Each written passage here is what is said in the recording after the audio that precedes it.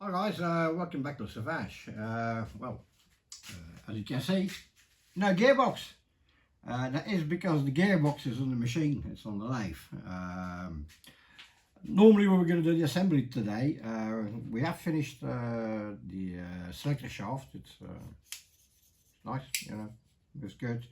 But we, as we discussed in the previous video, the bottom hole of the gearbox was compromised. You know, it had a lot of play in it, the hole got X shape.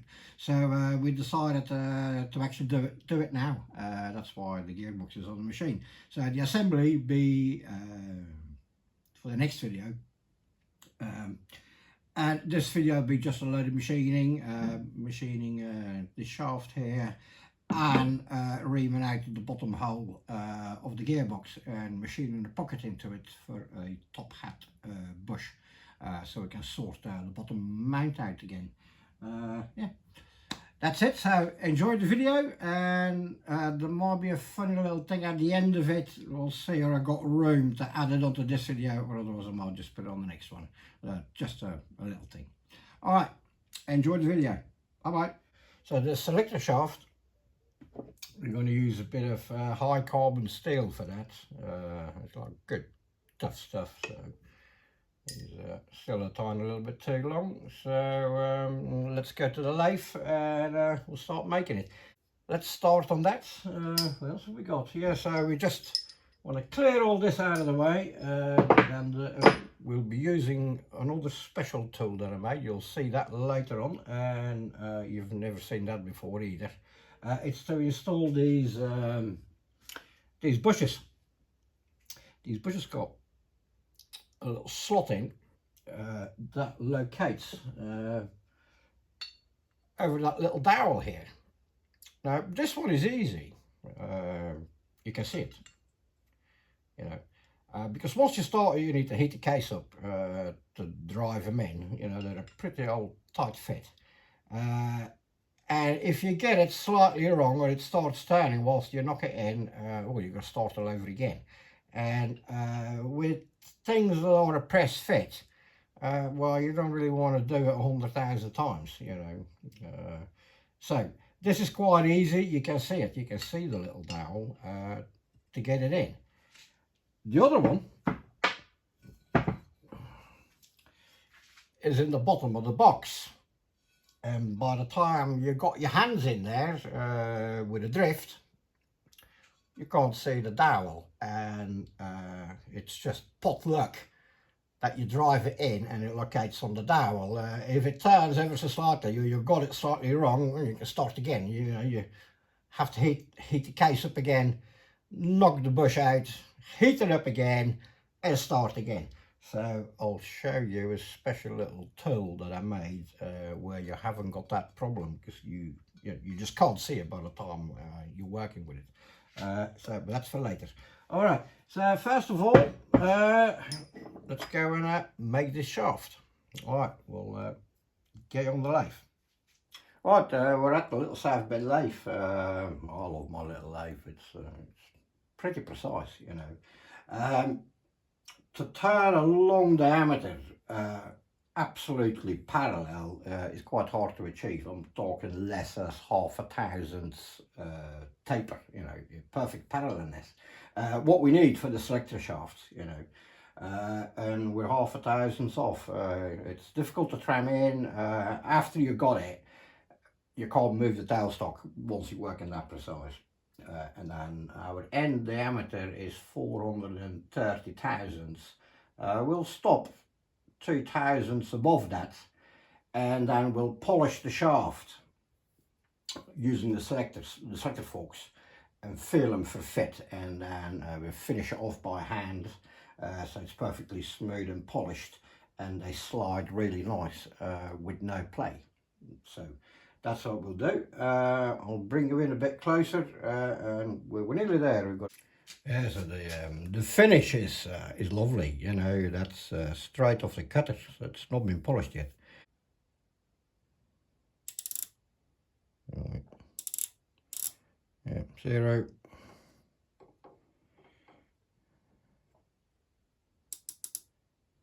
Yeah.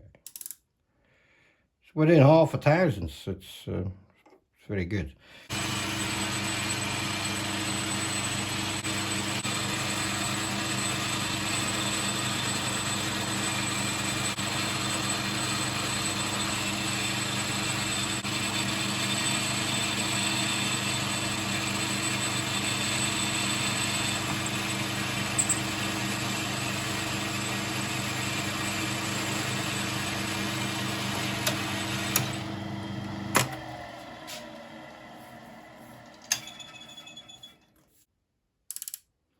Two thousandths off, fantastic.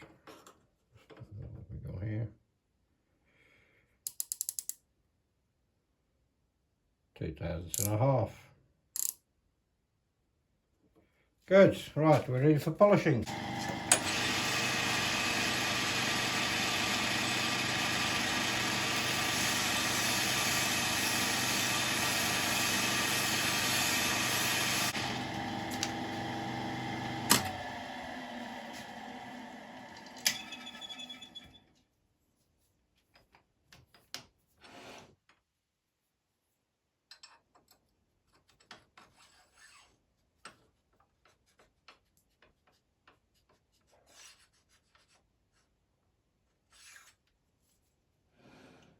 A little bit more on the back.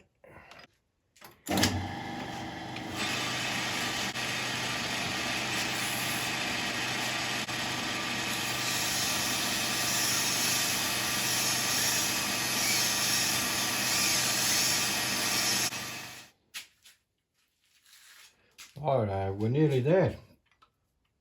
This one is the loosest one of the two.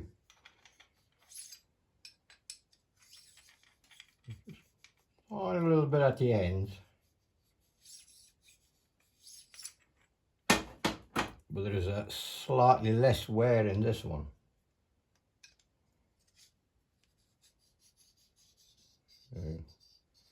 So we'll use this one to size it, because he's the tightest one.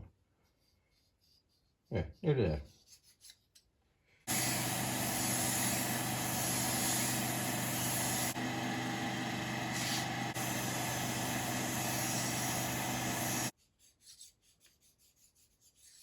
He's there, the other one is a little bit tight. So. Right, so it's done. We got them on, so that's how they sit, these two. And it slides nice, you know. Slides nice. There's no play in these whatsoever. They're just polished to size. Yeah, there's just no play in these whatsoever. They don't rock. Yeah, and they slide nice. There we go. Still a little bit too long, so it comes to about there, and we need to turn the end diameter down for the main casing. I'll do that off camera. Yeah, we're ready. Okay. The shaft is finished. The only thing we need to do is just make it exactly to the right length, so it can't move in the box that way. You know, I devised a bit of a Heath Robertson way of measuring this, the internal distance between the two. Well, I'll bring you in.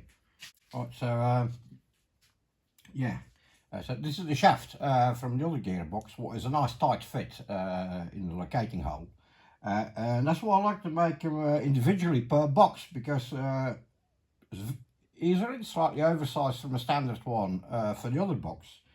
In this one, it's a nice fit, you know, but there's a tiny little bit of play in it. So with a new shaft for this box, he goes in a tiny little bit. He has got a better fit.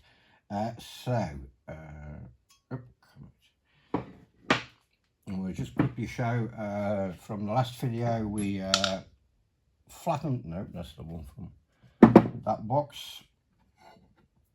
We cleaned these faces up in the last video, and yeah, they are perfect. They don't wobble whatsoever.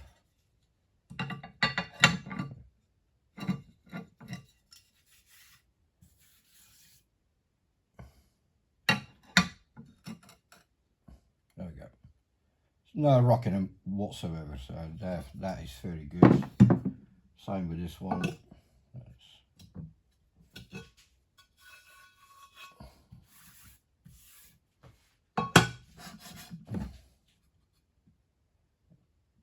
There's just no rocking these whatsoever. It's that's very good.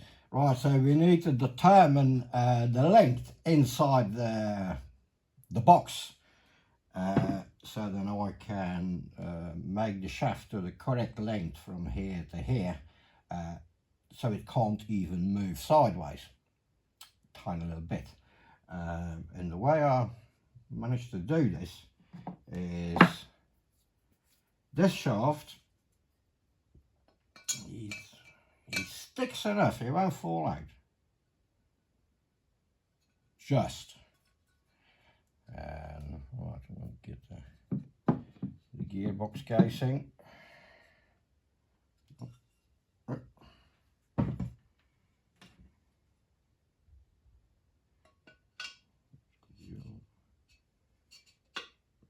Careful with this. All right.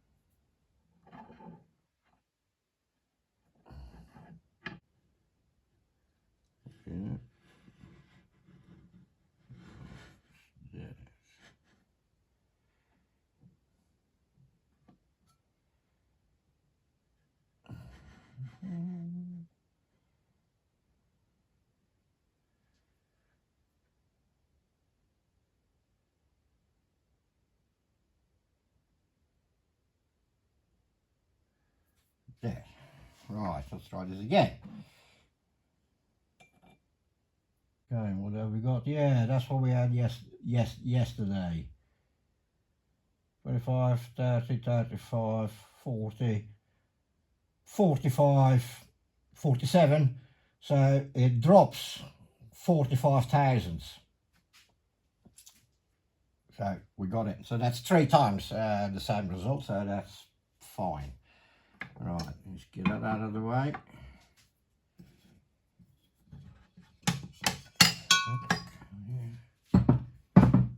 So then basically we'll just measure the distance from here to here now and add 45 thousandths, and that is the distance that will make this one. There we go. I was just going to put the box together just to keep all the, and not completely finish the box, just to keep all the spare gears all in one place. But I'll have a look, because it does seem to be a shame to leave this bottom mount like this.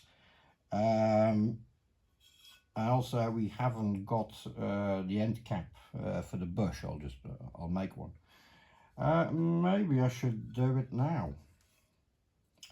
And the bush here for the cam plate, well, he's a bit rusty. I bet that'll have a lot of play in it. Maybe I should make another one for that, and then at least the main case is completely rebuilt. We're just checking how square it is, because it's only sitting on the boss on that side. I'll put some more clamps on it, but just to see.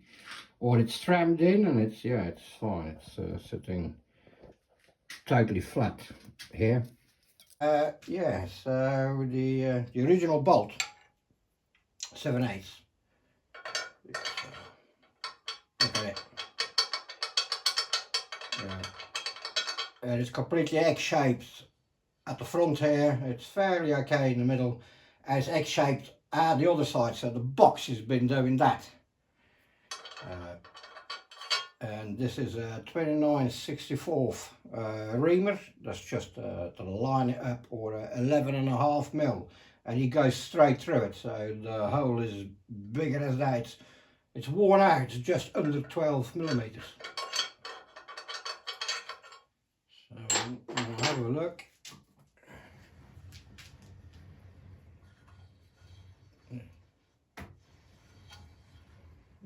Barely touching the sides. That's the best I can tram it in, but it's, yeah. It's not touching it at all, or not very briefly. So that's as centered as we can get it, because the hole of course is egg-shaped.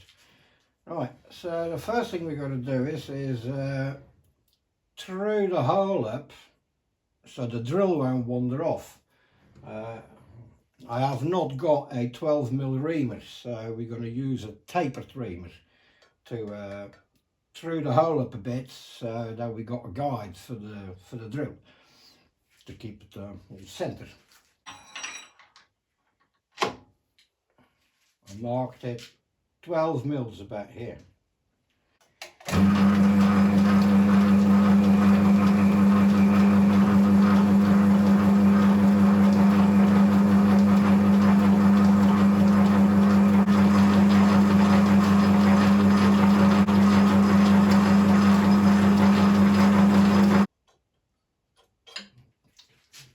So our hole is round now at the front. That helps to centralise the drill, because it's an uneven hole. It's only 12 mils, so we can step it up a bit more, but we'll see how we go with this one.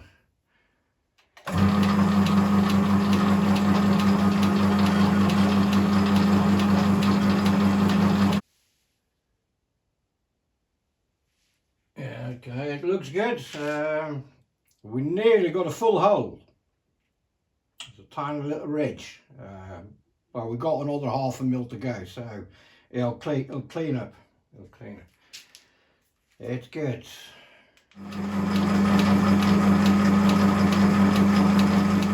Right, we're ready to clean this up. I'll be using the carriage lock for that. I'll button up.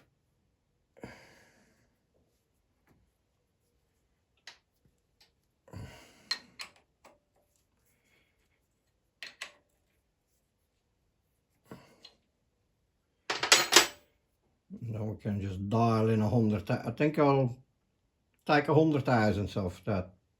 That's enough for make a nice top hat.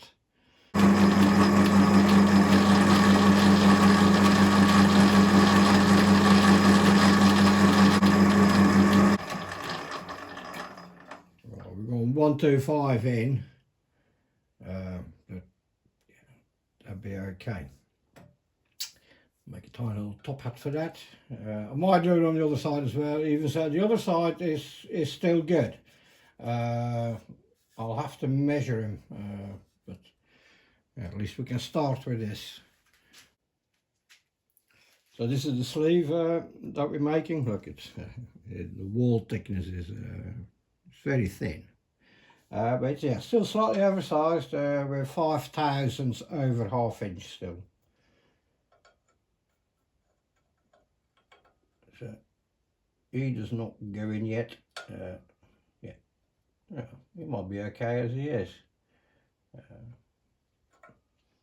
It's still too long, so I'll take 1/2 thousandths off the front and then check the fit, and then we know are we good or not to press them in.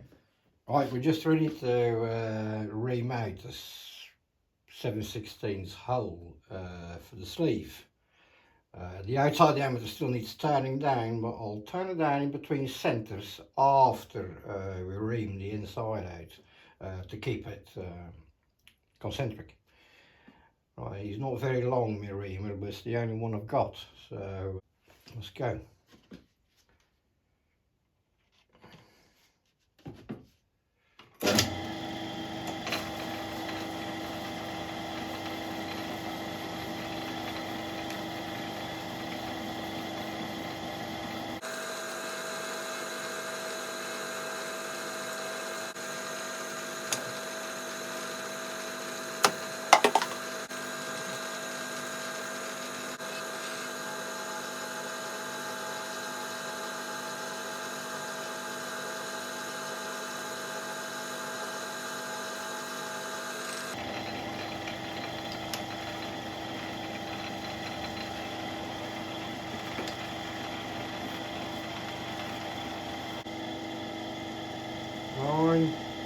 One more centimetre.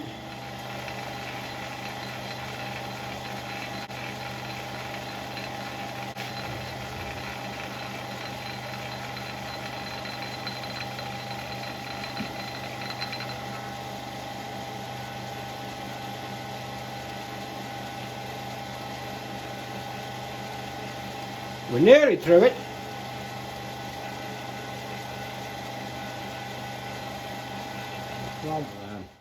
See how well the bolt fits.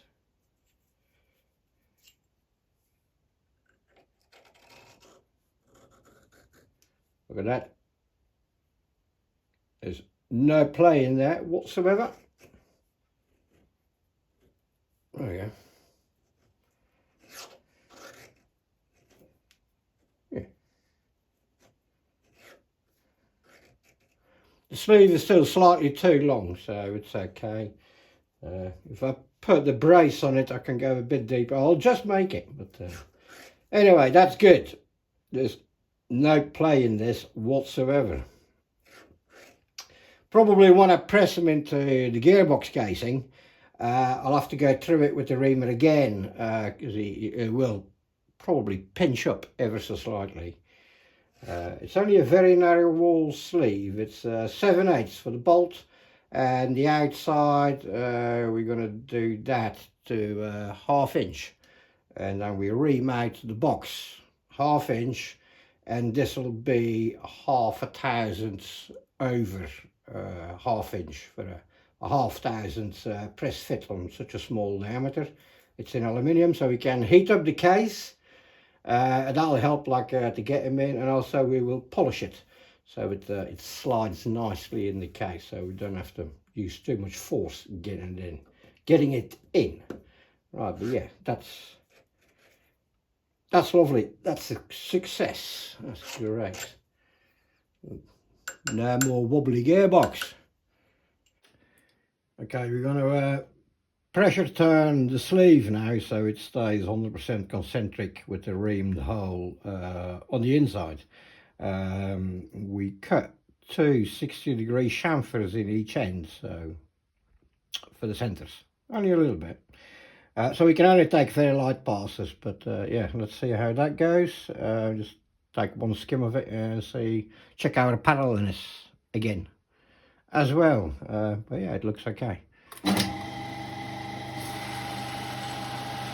Goodness, our hole did not wander off when we drilled it or when we reamed it. The OD is running quite concentric, so let's just see what happens if we're taking 5 thousandths off.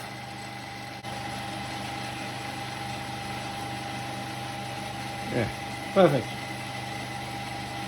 As long as it doesn't slip, we'll be okay.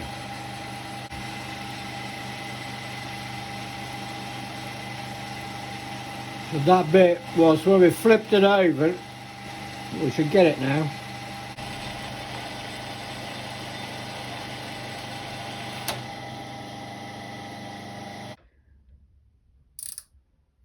Zero.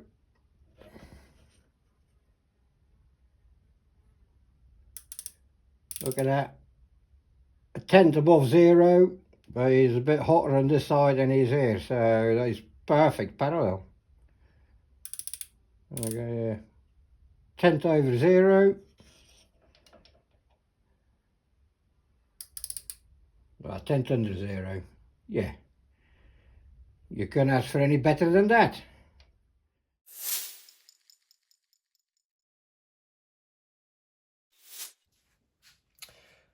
Like we haven't got enough to do, I got sidetracked. A little experiment, and actually it works great. I don't know what I'll do it to all my gearboxes, but in the selector here, I just drilled 2 holes in it. It's rock hard. You have to use a masonry drill bit, but it's drillable. And a regular 9-inch angle grinder wrench spanner. It is 1 3/8 inch center to center, so it's a standard size. Just drill 2 holes in it, and your hand, if you want to test your gears before the lid goes on, you're not there with a screwdriver damaging the edges and stuff like that. This makes it so easy. It's there we go. First gear. First gear. Neutral. Second gear. Come on. Third gear. Fourth. Yep. Third. That's the false neutral in there. Come on, up. Third. Yeah, come on, up, come on. Change gear, you bastards. Right, cool. There's no oil in this box whatsoever. Oh. First gear. Neutral. Second. A bit more. There. Third. And fourth.